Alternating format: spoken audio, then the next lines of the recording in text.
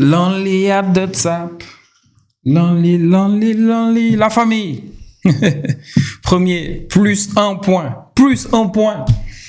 Il y a encore quelques jours, on avait les gars 3 points de retard sur le Real. Il leur suffisait juste d'une victoire. Une seule victoire. Et hop, ils allaient avoir 6 points de plus. On allait gagner ce match-là et avoir encore 3 points de retard. Mais regardez ce qui s'est passé. Ils ont fait un match nul. On a une victoire aujourd'hui et on a 1 point de plus que le Real. 1 point. Comme avant. Maintenant, le plus difficile recommence encore. Parce qu'on a beau dire, au fait, en Liga, le souci, c'est que ni moi, ni le Real, on peut se charrier, au fait. C'est compliqué. Il n'y a personne pour retenir l'autre. Moi, ma défense, elle est terrible. Eux, leur football est terrible. C'est juste catastrophique. Et quand je dis la défense, c'est juste pour dire la défense. On sait que le vrai problème du Barça, ce n'est pas la défense en tant que telle. Le problème, c'est le pressing. Parce que la ligne haute dont on parle, il y a beaucoup d'équipes qui, par moments, jouent comme ça. Et il y a des équipes qui en abusent. CF, le Bayern. Regardez-les. Face au PSG en Ligue des Champions, on a vu. Tout le temps, quand on les regarde, on voit. Mais le pressing est constant. Le porteur est tout le temps cadré. Les courses à haute intensité, ils le font tout le temps. Lewandowski, il n'a pas le même âge que Harry Kane. Du coup, Harry Kane, lui, des fois, il joue même 6. Du coup, on a beaucoup de soucis. Et surtout, bon, voilà, en fait, on n'arrive pas à faire tourner comme on veut. On a un seul 11. On a beaucoup de soucis. Mais le plus important, c'est qu'on a gagné face à Levante chez nous. 3-0, les gars. Et c'était un match régalada. Régalada. On s'est régalé aujourd'hui. Mais la première question que j'ai envie de poser, dites-moi. Lequel d'entre vous a vu un meilleur match de Baldé depuis le début de la saison que le match de Cancelo aujourd'hui? Dites-moi. Sortons même la passe décisive. Parlons juste de sa prestation. Personne. J'ai retrouvé le Cancelo de City. Il faut lui faire un test antidopage. Est-ce qu'il n'a pas pris quelque chose? Moi, en fait, s'il n'avait pas dit après le match que quand il est venu vers janvier, là, il n'y a même pas un mois, qu'il n'était pas fit, il a fallu qu'il se mette un peu à point. S'il n'avait pas dit ça, j'allais vraiment penser que le gars, il s'est dopé, au fait. Parce que le gars, aujourd'hui, il nous amène un de ses matchs. Parce que la dernière fois aussi, il avait joué, il est entré en deuxième mi-temps. Mais il n'avait pas ce rythme-là, en fait. Et ça se voit que ça s'est amélioré. Même Flick, il dit après le match, on verra après s'il pourra devenir titulaire. Je suis d'accord avec Flick, le pauvre Baldé. Baldé, à la base, lui, je pense qu'il se disait, au fait, ouais, hein, le gars-là, il est venu pour prendre la place de Koundé sur le côté droit. Surprise. Surprise, Baldé. C'est ça la conséquence si tu restes 3 ans où tu ne veux pas évoluer. 3 ans, Baldé ne veut pas évoluer. 3 ans. Moi, je voulais Grimaldo pour lui apporter de la concurrence à gauche. Les gens n'ont pas voulu le prendre. On a tout essayé, mais personne n'a voulu recruter un joueur pour lui apporter soit de la concurrence ou bien pour essayer de lui montrer au moins qu'il n'est pas assez fiable pour démarrer tous les matchs. On ne l'a pas eu, mais heureusement que Cancelo est là. Alors oui, il est là que pour 6 mois, mais le match qu'il nous sort aujourd'hui, si on a ce Cancelo-là fit, qui peut enchaîner les courses à haute intensité dans les 2 surfaces, les gars, je vous le dis, on termine la saison en feu et en flamme. En feu et en flamme. Aujourd'hui, ce qu'il nous a proposé sur le côté gauche, le problème qu'on a toujours eu, c'est qu'au Barça, on a la plupart du temps qu'un seul côté performant, c'est le côté droit. Le côté gauche, handicap total. Mais regardez aujourd'hui, après le match, Cancelo, il dit « Hans Flick m'a demandé de beaucoup dribbler. » De beaucoup dribbler. Pourquoi? C'est une évidence. C'est une évidence. Nous, on n'a qu'un seul ailier qui colle la ligne, c'est Lamine Yamal qui colle la ligne sur le côté droit. Équilibre des charges sur le côté gauche. Donc, c'est notre latéral gauche qui va lui essayer de coller la ligne par moment. Mais c'est Baldé à la base tout le temps. Et Baldé, il ne nous sert pas à grand chose tout le temps. Ces centres-là, voilà, il les travaille à l'entraînement à ce qui paraît. Mais en fait, voilà. Et la plupart du temps, les meilleures actions de Baldé, c'est quand Baldé utilise sa vitesse pour repiquer, rentrer à l'intérieur. Et dans la foulée, il va dribbler 1-2 joueurs et après, il va enchaîner une bonne passe. Mais le problème, c'est que sur 10 tentatives, il réussit ça peut-être que 4 fois. Donc, on a un souci avec Baldé. Et après, défensivement, bon, c'est à peu près comme Koundé, hein, il n'y a pas de feu défensivement pour Baldé, mais sa vitesse l'aide beaucoup à compenser. Par contre, ça, peut-être, ce sera un peu ça la limite de Cancelo. Mais sur certains matchs, tu le sens pas, comme aujourd'hui. Par rapport à Cancelo, aujourd'hui, tu le sens pas. Mais offensivement, l'apport que Cancelo nous donne, au fait, nous, au Barça, la confiance, la lucidité, c'est ça qui permet aujourd'hui à Frenkie de Jong de briller. C'est ça qui amène le premier but de Bernal. C'est ça qui amène cette passe-là de Cancelo de l'extérieur du pied, si je ne me trompe pas, pour De Jong. De Jong qui fait cette passe pour Bernal. C'est ça qui fait la passe décisive aussi de Cancelo pour le deuxième but, le but de Frenkie De Jong.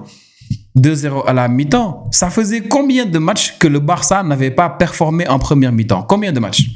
Je ne peux même plus compter. Combien de matchs que nous n'avions pas performé en première mi-temps?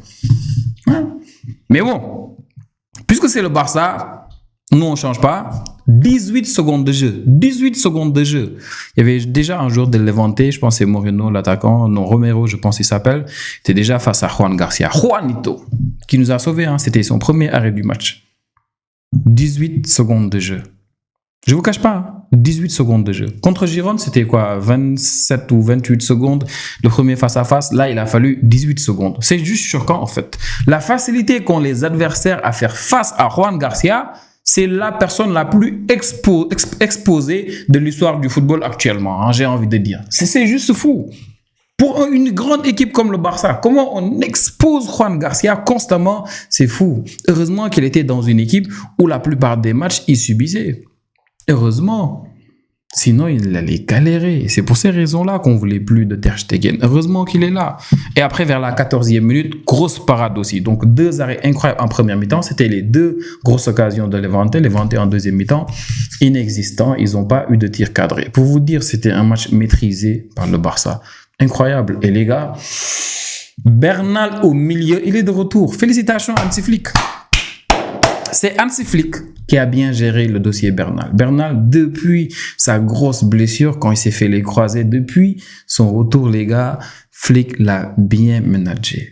Flick a bien géré ses minutes quand il fallait l'envoyer jouer avec la sélection là, comment il s'appelle encore, la sélection des blogs, pas les blogs, comment ça s'appelle encore?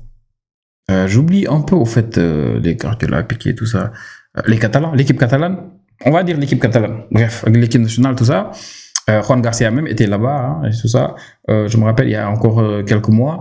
Donc, il est allé jouer là-bas. Flick était même allé le regarder. Donc, son temps de jeu a été monitoré, tranquille. Et pour moi, en fait, c'est ça qui nous donne un peu aujourd'hui un Bernal qui est vraiment en forme, un Bernal qui peut enchaîner les minutes, un Bernal qui est à l'abri des rechutes. Regardez le match qu'il nous sort. La saison dernière, c'est lui qui était avec Casado devant la défense et il gérait les deux avant sa blessure. Et regardez là actuellement ce qui se passe, les gars. Regardez. Là, on a un Bernal qui, devant la défense, avec Frenkie de Jong, ont géré ce match-là. Incroyable. Ça nous change du trio Fermin Lopez, Frenkie de Jong et Olmo. Bernal, tu vois nettement la différence. Je suis avec Hansi Flick. Par contre, quand il dit après le match qu'il n'est pas d'accord avec les comparaisons avec Busquets, c'est trop tôt. Laissons le boy là se développer au calme. Déjà, on sait tous que la prochaine trêve, puisqu'il fait tout ça, l'autre là, il va l'appeler. Qu'il l'amène à la Coupe du Monde ou pas, on sait qu'il va avoir envie de le faire. Mais on verra. On verra. En tout cas, on est satisfait de son match. Il a été incroyable. Frenkie de Jong, incroyable aussi. Cancelo. Je ne me rappelle pas, moi, du dernier match où Baldé nous avait sorti une telle performance offensivement. Baldé, qu'il te mette un but ou bien même une passe, ça ne change pas le fait que dans les décisions qu'il va prendre, une fois qu'il est en haut, c'est juste terrible, au fait. Et aujourd'hui, j'ai retrouvé un Cancelo que j'avais plus vu depuis très longtemps, très longtemps. Je vous assure, je vous parle pas du Cancelo qui était là en 2023, 2022, tout ça. Non, je vous parle de Cancelo de Manchester City qui jouait à gauche, qui avec l'extérieur du pied te faisait cette passe incroyable pour le but acrobatique de Erling Haaland face à Dortmund. Je pense que vous vous rappelez tous de ce but-là. C'est ce Cancelo-là que j'ai vu aujourd'hui et ça m'a fait plaisir. Les contrôles. Non, allez regarder les highlights. Allez regarder le match, allez regarder les highlights. Incroyable. Et après, on a Lamine Yamal qui avait jeûné. Mais n'empêche, qui a fait son match aussi. Il a été un peu plus dans la provocation. Il a beaucoup tenté, beaucoup dribblé. Il a eu des opportunités pas mal. Il finit avec une passe décisive. Mais la passe décisive, bon, c'est les gens de passe décisive, voilà, en fait. Ou c'est le but qui fait la passe décisive, on va dire, parce que c'était un corner. Il le joue pour Fermin qui venait de rentrer. Et Fermin, comme il a l'habitude, son premier but avec le Barça, si vous vous en rappelez un tout petit peu, c'était un match amical il y a 3 ans, ou 3 ans, je pense, si je ne me trompe pas. Match amical qu'on joue aux États-Unis pour la plupart en pré-saison contre le Real Madrid et Weda du pied gauche, fin de match comme ça, Courtois n'a rien vu venir, pied gauche, golasso, aujourd'hui pareil, Firminator, un but incroyable du pied gauche, Incroyable, le boy Firmino. Voilà, en fait. Regardez le tir.